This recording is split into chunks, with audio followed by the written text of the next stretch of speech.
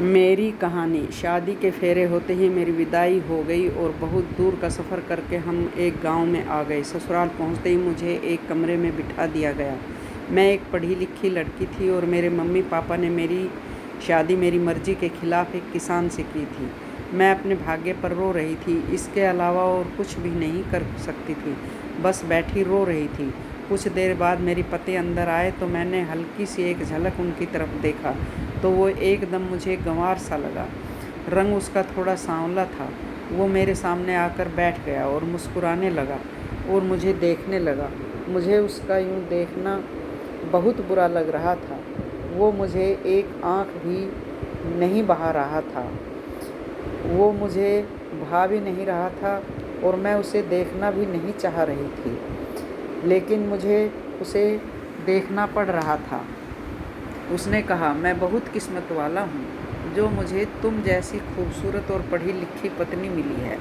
मैंने उसकी बात का तुरंत जवाब दिया और कहा, और मैं बहुत बदकिस्मत हूँ जो मुझे तुम जैसा पति मिला है। मेरी यह बात सुनकर उसके चेहरे का रंग सा उड़ गया। उसे शायद मुझसे ऐसी किसी बात की उम्मीद भी नहीं थी, क्योंकि मेरा दिमाग बहुत ख़राब था। मेरे माता पिता ने लाख मना करने पर भी मेरी शादी गांव में की थी। मेरे मना करने पर मम्मी पापा ने कहा था, लड़का बहुत अच्छा है, अपनी ज़मीन पर खेती करता है, अच्छे ख़ानदान से है, अच्छा कमाता है, तुम बहुत खुश रहोगी। लेकिन क्या खुशी बस इसी चीज़ में थी? उन्होंने मेरा नहीं सोचा। नकारात्मक विचारों का एक सैलाब भरा पड़ा था मेरे अंदर। बहुत जलन थी। मेरे व्यवहार, मेरे शब्द मेरे वश में नहीं थे। जी चाह रहा था कि अपने पति सूरज पर अपने अंदर की सारी भड़ास निकाल दूं। वो बोला, क्या हुआ तुम्हें सपना? तुम ठीक तो हो? और यह क्या बोल रही हो? मैंने कहा कि मैं सही बोल रही हूँ। तुम्हारी औकात नहीं मेरे मुँह लगने की। क्या तुम मेरे लायक हो? अगर तुम्हें ऐसा लगता है तो ये तुम्हारी बहुत बड़ी गलतफहमी है। जाओ, पहले जाकर आप शीशे में देखो, फिर बात करना। ना पढ़े लिखे हो, ना देखने में अच्छे हो। मेरे मम्मी पापा ने क्या देखा? मेरी ज़िंदगी ख़राब कर दी। मैंने रोते हुए कहा, मैं किसी और से मोहब्बत करती हूँ। मैं तुम्हारे साथ बिल्कुल भी नहीं रह सकती। मेरी यह बात सुनकर तो वह हक्का बक्का रह गया और बोला, सपना, ये तुम क्या बकवास कर रही हो? तुम होश में तो हो? मैंने बोला, इसमें हैरान होने वाली कौन सी बात है? जिससे मैं प्यार करती हूँ वो तुमसे 1000 गुना अच्छा है, स्मार्ट है, पढ़ा लिखा है। यह सुनकर उसकी आंखें नम हो गई और वो बाहर चला गया। मगर ये सच है, मैं एक लड़के से प्यार करती थी जो मेरे कॉलेज में ही था। कुछ दिन बाद हम मिले, फ़ोन नंबर एक्सचेंज किए और फिर हम दोनों को एक दूसरे से बहुत ज़्यादा मोहब्बत हो गई। मैं अभी भी अपनी किस्मत पर रो रही थी। थोड़ी देर बाद वह वापस रूम में आया। उसकी आंखें थोड़ी सूजी हुई थी और पूरा चेहरा पानी से गीला था। वो शायद रोकर ही आया था। उसने एक चादर उठाई और नीचे लेट गया। मैंने भी अपने कपड़े बदले और ईश्वर का धन्यवाद किया और बेड पर लेटकर सो गई। काफ़ी दिन यूं ही बीत गए। ना मैंने सूरज से कोई बात की और ना सूरज ने मुझसे। वो दिन निकलते ही खेतों में चला जाता। शाम थक हार कर वापस घर आता। उसके कपड़े मिट्टी और खाद से मैले और पसीने में पूरा शरीर भीगा रहता, जिसको देखकर मुझे उससे घिन आती थी। मैं बड़े गुस्से से उसकी तरफ देखती और मुंह फेर लेती। मुझे देखकर वो कमरे में चला जाता और नहा धोकर वापस आता। मेरी मजबूरी थी कि मुझे उसके लिए बैठकर खाना बनाना पड़ रहा था। मेरी ससुराल में सब एक साथ बैठकर खाना खाते थे, जो मुझसे बिल्कुल भी नहीं होता था। कुछ दिनों में आधी रोटी खाती उठ जाती। सूरज शायद ये समझ गया था कि मैं उनके साथ बैठकर खाना नहीं खा पाती, इसलिए अब खुद आधी रोटी खाकर उठ जाता और मैं भरपेट खाना खाती। मुझे इससे बिल्कुल भी फ़र्क नहीं पड़ता कि सूरज सारा दिन खेतों में मेहनत करता है और शाम को थक हार कर घर आता है। तो उसे भरपेट खाना भी नहीं मिल पाता है। मैं तो बस अपनी अधूरी ख्वाहिशों के बारे में ही सारा दिन सोचती रहती थी। मोहब्बत मैं दीपक के प्यार में सोचती रहती थी। एक दिन मम्मी का फ़ोन आया। मैंने कहा, यहाँ बहन बेटियों को फ़ोन रखने का रिवाज नहीं है। जब मुझसे रहा नहीं गया तो मैंने सारी शर्म लिहाज छोड़कर सूरज से फ़ोन मांगा और बोला कि मुझे दीपक से बात करनी है। मेरी बात सुनकर वो आश्चर्य से मेरी तरफ देखने लगा, लेकिन मेरी बेशर्मी बहुत ज़्यादा बढ़ चुकी थी। मैंने उसके हाथ से फ़ोन छीन लिया, दीपक का नंबर डायल किया और दीपक से बात करने लगी। जब मैंने दीपक से बात की तो वो भी मेरी वजह से बहुत परेशान था। मैंने उसे रोते हुए सारी बात बताई। सूरज मेरे पास ही था और इस बात पर भी मुझे कोई एहसास नहीं था। उसने चुपचाप अपनी चादर ज़मीन पर बिछाई और लेट गया। अब ये रोज़ का काम हो गया था। मैं रोज़ सूरज से फ़ोन लेकर दीपक से बात करती। दीपक मुझे अपनाने को तैयार था। एक दिन कमरे में नेटवर्क नहीं आ रहा था तो मैं बात करने के लिए बाहर चली गई। सब सो गए थे, सूरज भी सो गया था। मैं बाहर खड़ी दीपक से बात कर रही थी कि अचानक पीछे से मेरे देवर ने आकर फ़ोन छीन लिया। बोला, बेशरम औरत पति के होते ही यार बना रखे, शर्म नहीं आती? ज़रा भी पता नहीं वो कब से मेरी बात सुन रहा था। वो खूब ज़ोर ज़ोर से मुझ पर चिल्लाने लगा। धीरे धीरे सब लोग अपने कमरे से निकल आए। सूरज भी आंख मलते हुए आया और तेज़ आवाज़ में आकर बोला, क्या बात है? इतनी रात को इतनी ज़ोर ज़ोर से क्यों चिल्ला रहे हो? मेरे देवर ने सबके सामने मेरी पोल खोल दी। सब मुझे हैरानी से देखने लगे, लेकिन मैं मन ही मन खुश हो रही थी क्योंकि इनको सारी सच्चाई पता लग चुकी थी। अब यह मुझे मेरे घर भेज देंगे तो मैं दीपक से शादी कर लूँगी। लेकिन ऐसा कुछ नहीं हुआ क्योंकि सूरज ने अपने भाई को ही झूठा साबित कर लिया और बोला, मुझे मेरी पत्नी पर पूरा विश्वास है, यह ऐसा कुछ नहीं करेगी और यह अपनी सहेली से बात करती है, इसने मुझे पहले से ही बता रखा है। ये बोलकर उसने सारी बात ख़त्म कर दी और जब सब अपने कमरे में चले गए, मैं और सूरज भी अपने कमरे में आ गए। कमरे में आते ही मैं सूरज से लड़ने लगी क्योंकि मुझे उस पर गुस्सा आ रहा था। मैं बोलने लगी, अच्छा खासा मेरा रास्ता साफ हो रहा था, तुम सब जानते हो मैं किससे बात करती हूँ और आज सबको पता लग ही गया था।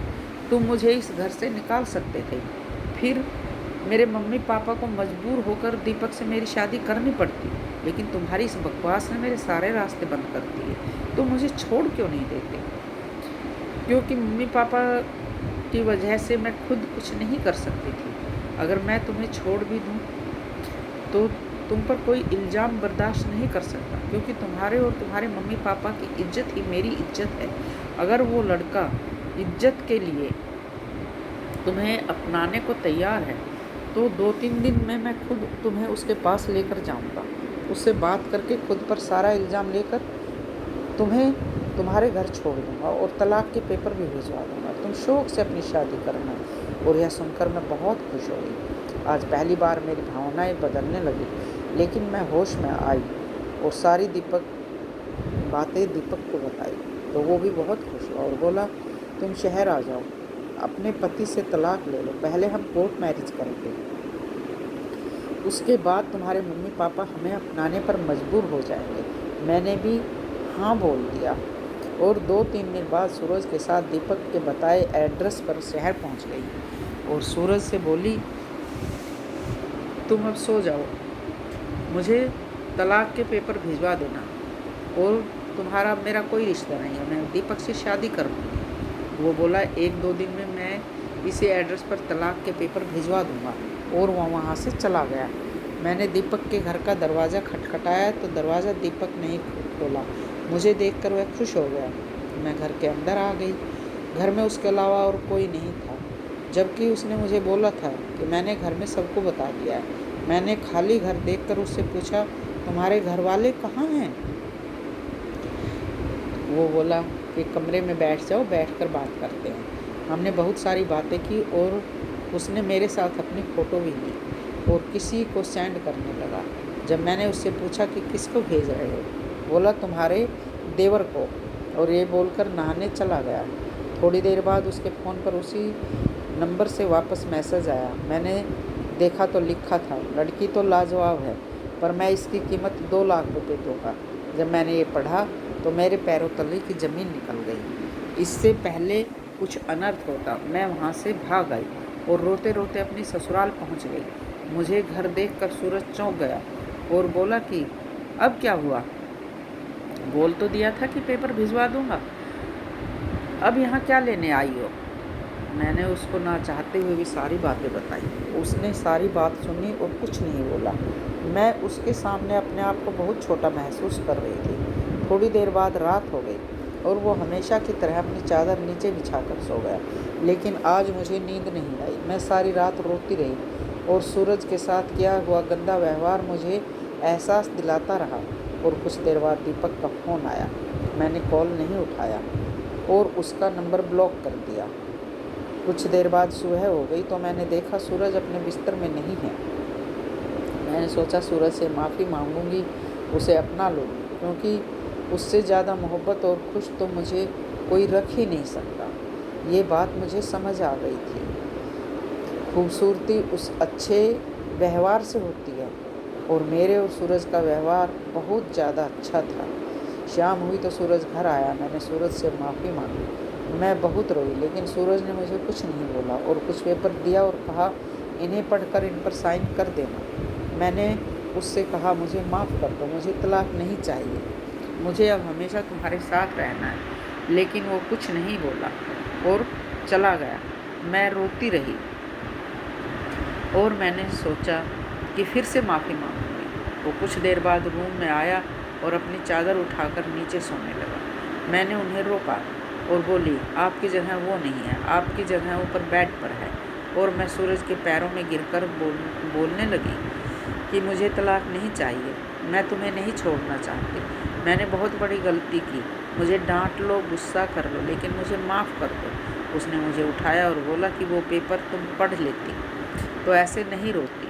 मैं बेड पर रखे पेपर उठाए और देखा तो वो ज़मीन के पेपर थे, जिन पर कुछ ज़मीन सूरज मेरे नाम कर रहा था और कुछ अपनी माँ के।